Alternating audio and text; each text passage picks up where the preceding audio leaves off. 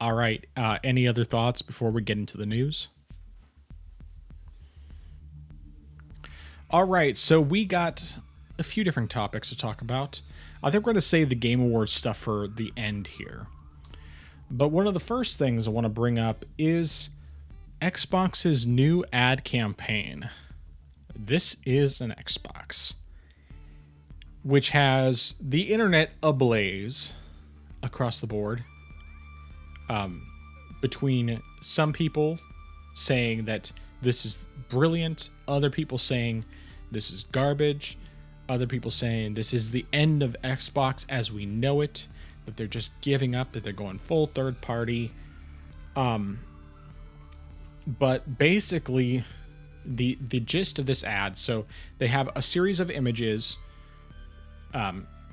says, like, they display the Series X and it says this is an Xbox. Then they have like a laptop and it says this is an Xbox that you play on your lap. And they have a ROG Ally or something and say this is an Xbox that you take on the go. And then they have, some joke images like this is a cat box, this is a bento box, stuff like that. And they get through, all these various things, including like using like the Amazon Fire Stick and stuff like that, all saying this is an Xbox on the inside. And then they get to the very end and have the Series S and say this is still an Xbox. So the gist of it with this is that Xbox is communicating that they are going with a completely different strategy, making it so that their games can be played just about anywhere you want to play. They didn't have the Switch in there, surprisingly enough, or the PlayStation, but they're putting games of theirs on PlayStation. They've already put a bunch of their games on Switch. Well, not a bunch, but several games. More likely than not, based on what they've been saying from what we talked about last week, they'll probably be putting more games on the Switch 2 and on the PS5 going forward, and so on and so forth. But really, there's just plenty to unpack here. So what are your thoughts on this? Well,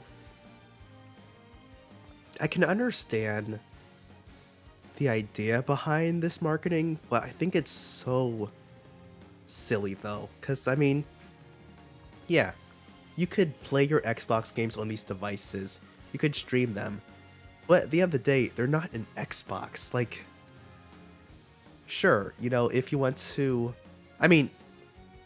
for the Ally, something like that, you can have like Game Pass available right on there natively. So like, yeah, you could technically play it and treat it as a Xbox handheld, but it's not an Xbox though. Like, you're not. For one thing, you're not locked to the same limitations that you would have with a normal Xbox, because like with the Ally, you still have access to Steam. You still have access to, if you want it for some reason, Epic Games. You still have access to GOG. You don't have those limitations on an Xbox, so you really can't call it an Xbox, even though out of all the other devices, you still... Well, actually, no, because with the laptop, at least if it's a gaming laptop, you still have the same capabilities that you would have with the Ally anyway. If it's a basic laptop, then you're probably going to be doing more streaming anyway, because you're definitely not going to be playing any Xbox games natively on that.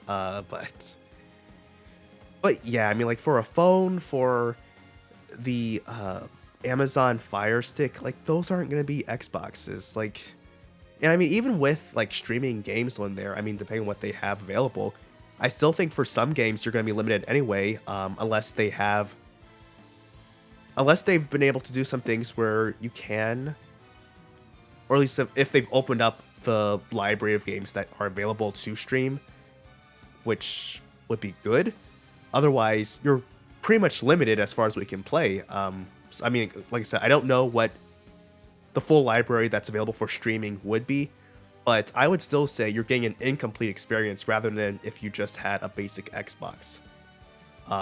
Sure, if you had Game Pass, then obviously that helps, but it's still limited too, because there are still games in Game Pass that aren't that are available outside of it on Xbox that aren't that available on Game Pass. So it's still an incomplete experience on that end. So I understand the mentality saying that like you can play Xbox games on these devices, but at the end of the day, these are not Xboxes because you're getting in the case of a Fire Stick, a worse experience, or in the case of say an Ally or a gaming laptop, a better experience because you get more access to more games than you would on an Xbox. So I don't know. I mean, I think that people though are blowing it out of proportion by saying, "Oh, it's the end of Xbox. Xbox is full third party, dude." Is rest in peace, Xbox. Microsoft's gone third party all day on PS5, bro. No, it's not. It's not that bad. No, I mean, I think this still is good for consumers being able to have that option, that choice.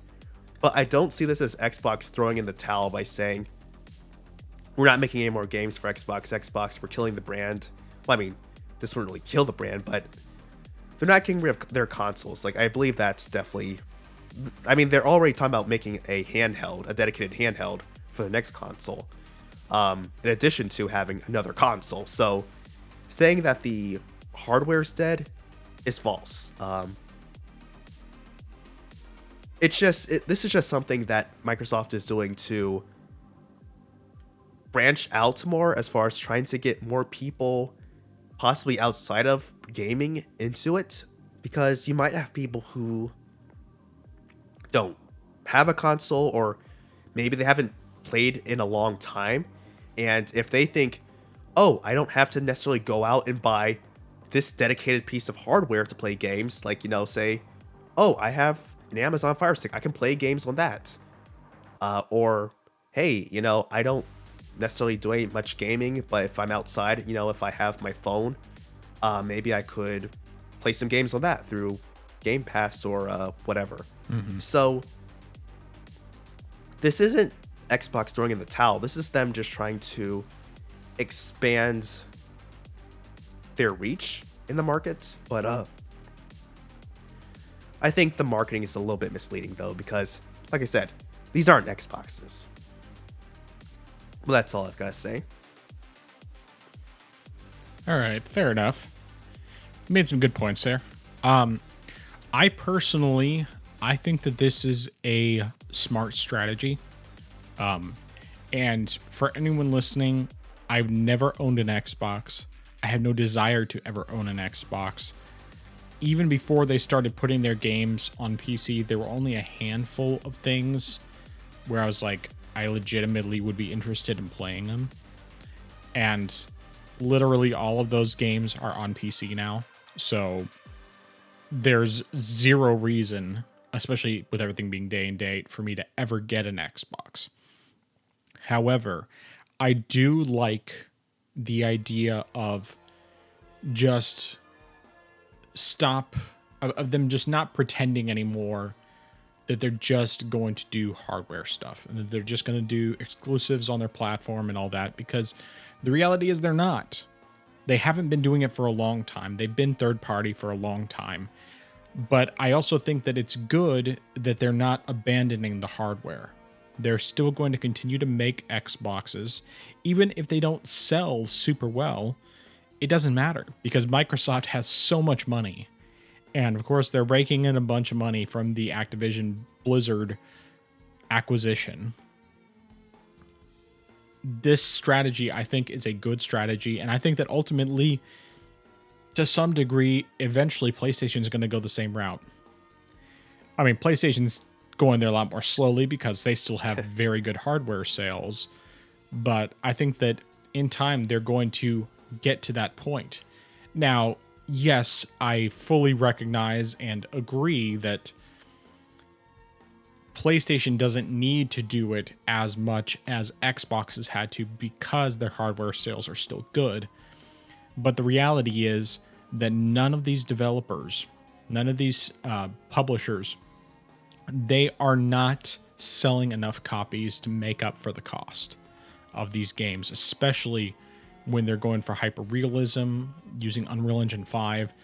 Just the development costs of these games is ridiculous, and they need to do something to make up for it, which is why I firmly believe PlayStation is going to start doing stuff day and date sooner than we would expect. Obviously, they've already started doing it with some games, like some of the smaller games, live service, that sort of thing.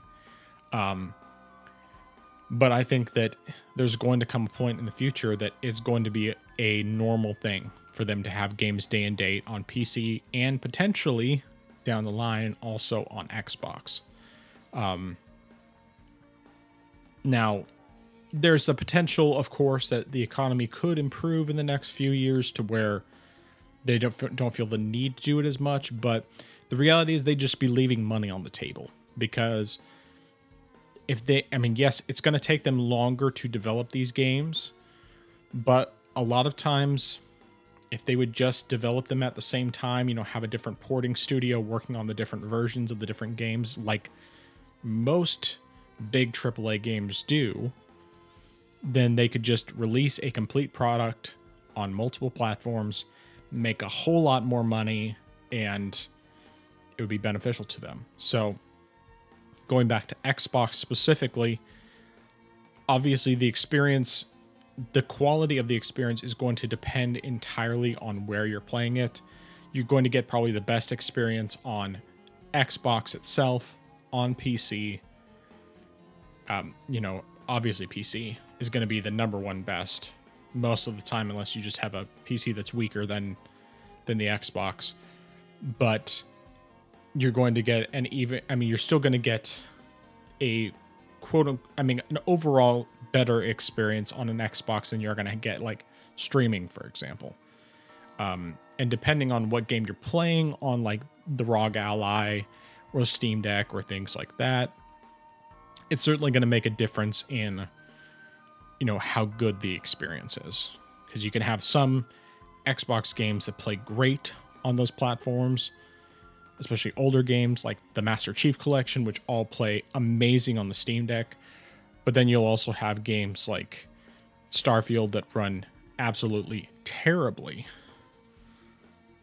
on both the Steam Deck and other platforms. But yeah, that's pretty much my thoughts on it. TLDL of that is, I think it's a good strategy. I believe that this will be beneficial to Microsoft and to gamers as a whole. Indeed. All right. Any other thoughts on that before we move on? No, sir.